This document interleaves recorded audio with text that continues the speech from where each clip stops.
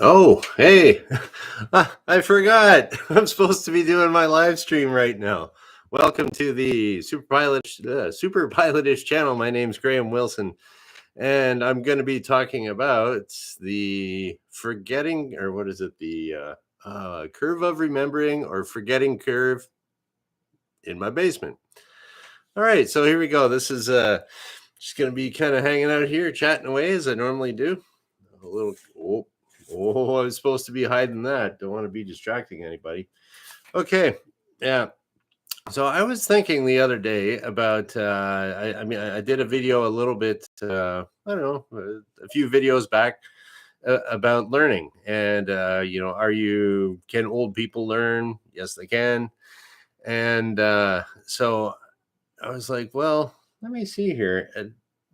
I want to see if I can kind of hack my brain a little bit here. Not really hack my brain, but it's like I've been teaching people how to fly for a while, and I have noticed that the more that you jog their memory, the more they remember it. Okay, and they actually do teach that in the flight instructor guide for Canada, and I'll put a link to that. You can get it. It's just a PDF you can download. It's a public document that the government puts out. It's mandatory reading for if you want to become a flight instructor.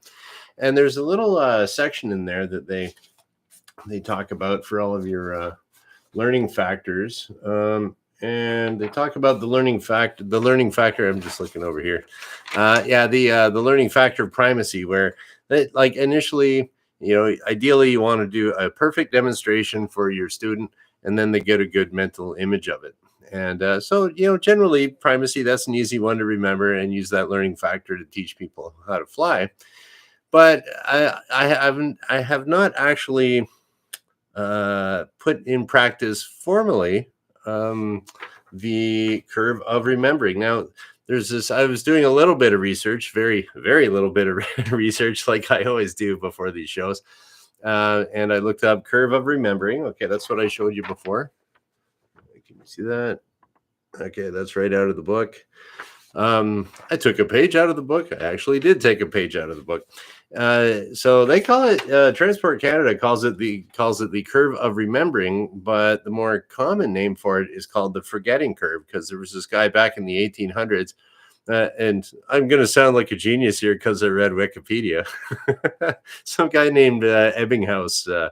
He worked on this card and this curve, and he was trying to figure out how much he could remember. And I guess that's the way they did psychology back in the day.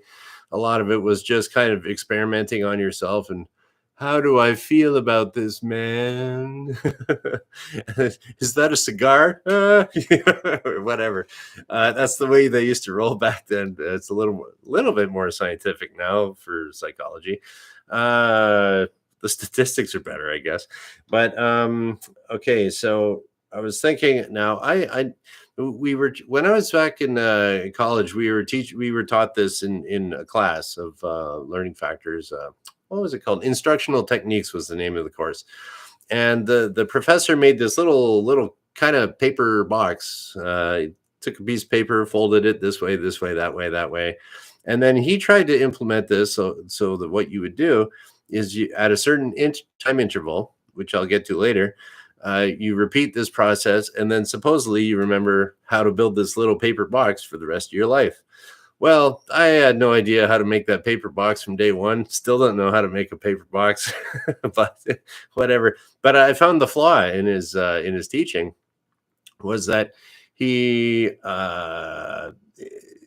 what happens is if you're teaching to like a whole big class, the people up at front, they can see exactly what you're doing with that little project. But if you're in the back joking around like me, you don't pay any attention. So it's like, so I didn't learn anything. So surprise, surprise. So so what I wanted to do, I never did actually use that. That was supposed to be taught to us. Some guys remember that, and at the end of the class or the end of the course, they could just make this paper box. And okay, they can I don't know, pick up Japanese chicks with their origami skills or something like that. But I never got to do that. So Yeah, so I was thinking, okay, I'm going to use this curve of remembering. Okay, so I'll just kind of go over. I showed you that curve. Okay, so that shows how your memory kind of drops off over time. Okay, and then if you want to jog your memory, okay, we'll go on the back over here. Let's see if we can get that. So after 2 days, you're supposed to kind of jog your memory on that. After 7 days, you jog it again, and after 28 days, you jog your memory again. And then, according to the book, it should be there for almost long term, for a lifetime. I would probably suggest that if you had like monthly repetitions of it, then it would really definitely stay with you, or even every 6 months or something. So I was looking at this, and then so in the guide, the flight instructor guide. So the initial training they say should be 50 minutes. The first review at 2 days should be a 15-minute review for whatever you're teaching. Second review at 7 days is 10 minutes, and then at 28 days, the third review of the material is 5 minutes. So you can see there's a diminishing amount of time that's required to put into this. So I was thinking for the initial training, and I was like, I, I was thinking like, I, I was thinking, okay, what am I going to do to demonstrate this, right? So I got some. There's some knots that I've always kind of wanted to learn how to do. So I got some rope, and apparently, if you're learning how to do knots, that's what I'm going to experiment on myself. So I'm going to do some knots eventually, and I'll give you my whole little plan in a little bit later. But yeah, they say basically after a couple days, your retention of retention of whatever you're learning goes down to 70%. So, and then same thing, it goes 70%, 70%, 70% after 2, 7, and 28 days, which works out great for the superpilotish channel because I can do it on Wednesday. I'll do my initial training on Wednesday, review on the Friday. So that's 2 days later. Then the next Friday, 7 days, and then 28 days after that. So what I'd like to do is kind of have you guys eventually, whoever's watching this, or maybe in the future, or try to think of something that maybe you want to learn. We can kind of go along and compare notes and see how things are going. Okay. Oh, hey, we got a couple people here in the chat. All right. Jordan's here and Wrench is here. Oh, hey, Wrench's daughter makes boxes that she folds up. All right. And Wrench would like to remember how to fold paper airplanes. Yeah. I know 2 types of paper airplanes, and that's it. But there's all kinds of them out there. That could be something. So what I wanted to do is, okay, I was thinking now you want to learn something that has meaning to you, something that that's not just frivolous, just like, because then you don't care. You don't pay any attention. At least I don't. I feel like I don't care about that. I'm not wasting my energy on that. I'll watch YouTube all day. Waste my time doing that. But yeah, so I was thinking that I want to experiment on myself, and I'm going to try to learn 3 knots. Okay, now I wanted it to be like knots that I've never even heard of or even tried to do. I've tried to do a bowline knot, like I don't know how many times in my life over years. It's like, oh, this is how you do a bowline. Can I do a bowline now? Not at all. Or a bowline, if you want to call it that. Now, one that I do remember all the time is an 8 knot, which is really cool because I just remember right over, left, and under. Now, this is different to you guys, but I'll do it opposite for you guys. Right over, left, and under, left over, right, and under, something like that. No, that's not right. I was trying to do it backwards just to make it look good. See, now that's where I screwed up. There should be a perfect demonstration of it, so don't do that. Anyways, an 8 knot looks like that when you're all done with it, and it's a very handy knot. It's usually used for tying 2 pieces of rope together to make a longer rope. So I just kind of put the 2 ends together like that, and then it's easy to come apart because you can just kind of push it and it all comes apart. It's also a great knot to do if you break your shoelaces. Like if you're in you learn this, you're always breaking shoelaces. You're in a machine shop and you're too cheap to get the leather shoelaces. So you get a metal chip, falls on your shoelace, and it just melts it. And you get all these 8 knots. And then you say, okay, I'm going to buy the leather shoelaces. So I don't have to keep doing 8 knots in my shoelaces. That got me thinking to another little thing about how apparently uh, there's some people out there, or a lot of younger kids that don't know how to tie their shoelaces. And so, um, oh yeah, wrench says a square knot in the USA, 8 knot square knot. Yeah, tomato, tomato. It does the same thing. Anyways, yeah. So there's a lot of kids out there, and I was thinking, why don't these kids know how to do up their shoelaces? And I bet you that was probably bad instruction. Now, what I would suggest if someone is teaching someone how to do to just using the learning factors of the way we teach people how to fly, you would want to have a perfect demonstration first for your for showing a kid how to do the shoelaces. I'll bet you any money that there's probably the parent sitting right across from the kid, and this is how you do it, Johnny. And then so the kid's looking at basically a mirror image of what he would be looking at his shoes or her shoes. And so I think probably a better way to teach a kid how to do up their shoelaces is put your great big foot right next to their little foot. You do right shoe, and you tie up yours first, perfect demonstration, and then you tie up theirs, and then you untie them, and then you tie yours, then supervise them tying up theirs. But if you're facing each other, the kid will be all confused, and you just think, oh, my kid can't learn. It's like, no, you can't teach. So, but it's not your fault. I mean, I was taught how to instruct. The parents aren't taught how to teach the kids how to do up their shoelaces. But so that would be a little suggestion for anyone trying to teach kids how to do it. And another thing too, just like with my just like with the little paper box that the instructor was making when I was back in college, it was way over on the other side of the classroom, so I didn't see it and didn't care, But so I never got to see the perfect demonstration of how to make it either. So if you don't get a good mental image, this is what it's supposed to look like. Everything else will be garbage after that. So if the kids got it stuck in their mind the very first time that, oh, I'm supposed to go right and left, but I already don't know my right and left very much because I'm a kid, and then it's a mirror image from sitting across each other, not a good idea. And wow. So, Jordan's in the chat here too. He says like learning jujitsu. I don't know. Is that what they do in jujitsu too, Jordan? It is a skill, just like teaching someone how to fly or how to do knots, I guess, and doing shoelaces. So, okay. So I'm trying to think what the plan should be here next. Yeah. Okay. I agree, Jordan. And okay, I'm gonna make myself a little list for myself. I myself will make a list for myself. Okay, what am I going to do? Oh, and this was another thing too. If you want to join along, you want to learn something. I was thinking something else that would be cool if you don't care about knots or something. And try to think of maybe like 10 phone numbers that you want to memorize. That's no one ever memorizes phone numbers anymore, right? Imagine knowing 10 for the rest of your life. Wow, that would be cool if it worked. But yeah, so what could we do here?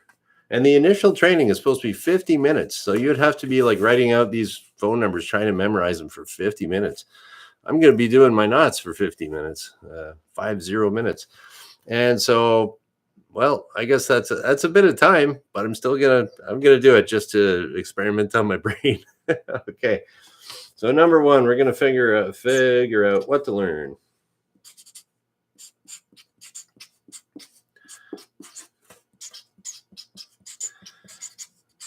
Okay, here we go. Number one, what to learn on the good old cardboard, not the whiteboard.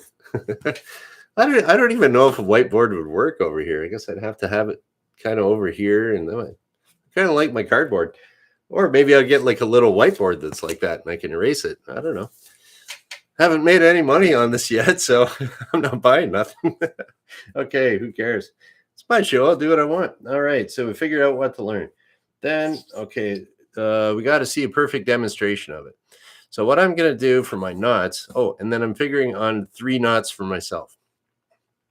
Oh, yeah, okay. All right, I'll get. I'm reading everybody's little comments here, so that's. I haven't forgotten about you guys. If there are any questions, we will leave the questions to the end of the session, please. And then I'll scroll back and look for question marks, and then I'll read it. Okay, so I'm going to figure. Oh yeah, when I was thinking I want to learn 3 knots, so I figure if my forgetting, I should be able to do the 3 knots, and then the next time I review it, I'll probably only remember 2 of the knots, because that would be 66% memory retention. And then I would do that for 15 minutes, and then 7 days, 10 minutes, 28 days, 5 minutes, and then should know it. So all 3 knots, that'd be 100% memory. And then if anyone feels like doing it, they can report back. If they're doing it with like 10 phone numbers, you should be able to remember 7 of the 10 phone numbers if it's 70% retention. I don't know. We'll see. And so here we go. Yeah, and then so for the knots, I'm going to want to see a perfect demonstration. So this is going to be for me learning my 3 knots. I'm going to learn knots, and then I'll find some demonstrations on YouTube. So find demo YouTube, and that's it. And then so find my demo on YouTube, and then it'll be like, okay, but like that's it. Okay, I get my 1 demonstration. I mean, you could sit there and watch it, and I'm gonna try not to cheat, because if I cheat, I'm only cheating myself. And I would be, and I'd be. I want my experiment to work here, or I want it to. I want to test this experiment. Now, when I was taking my psychology degree, they talked about this Ebbinghaus forgetting curve too. So when it showed up later when I was learning how to fly, I went, oh, they're talking about that in university, so it must be real, or I don't know. It would tend to be real, I guess, if they're teaching it in university. Okay, but it's psychology, so that can change over there. That can kind of change with the wind sometimes. Okay, so I'm going to find my demo, and then we're going to do 50 minutes training. This is just my checklist. Okay, so you're going to do whatever you want to do. You're going to find a demonstration on how to do that skill, whatever that is. And try to make it so that it's like a few different things and a little bit more complicated. I'm going to do 3 knots. You can do 10 phone numbers. You could do 50 people, their first and last names or something. If you want to remember a bunch of people at work or something, maybe make a list, do all that. Okay, and then I'll do my 50 minutes. And then I'll report back to you guys and see how it went. Okay. And report. I'm just thinking out loud here, basically. Report back to the gang. All right, this is my checklist. I'll just put that in my pocket and then just carry it around with me all the time. And then there we go. I won't. So that would be. I have to do that 50 minutes of training. Today's Monday, so Wednesday morning I'll do that before I go on. Something like that, and then I can kind of show you, okay, this is what I remembered after doing it for 50 minutes today, and then I'll do it 2 days later, 7 days later, and 28 days later. Okay, now is this as exciting as watching paint dry or what? But anyways, yeah, I'll that's about it. Thanks for letting me just kind of brainstorm with myself, and I'll get back to you and try to think of something that you want to do. And what you can do yourself is figure out what you want to learn, and then find out a demonstration if it's skill or something like that on YouTube, or if it's just memorizing stuff, write it out for 50 minutes, make sure you get it in there, and then you can report back to me on but we're going to do it that day, so you got to do it that morning before the show comes on. And the show is on Monday, Wednesday, Friday at noon Eastern. And yeah, I guess we'll just kind of shut her down. I don't really see any other questions there. And this is pretty cool. I'll put a link in the bottom to the flight instructor guide. It's actually right at the beginning. It's page 3 and 4 of the flight instructor guide. And all right, if you want to check it out, cool. Download it, sell it. I don't know. It's just a government website. And yeah, so I will learn that stuff and I will get back to you guys on Wednesday at noon. And we'll go from there. I think that makes sense. Okay, well, we'll shut her down and thanks for watching. All right, bye.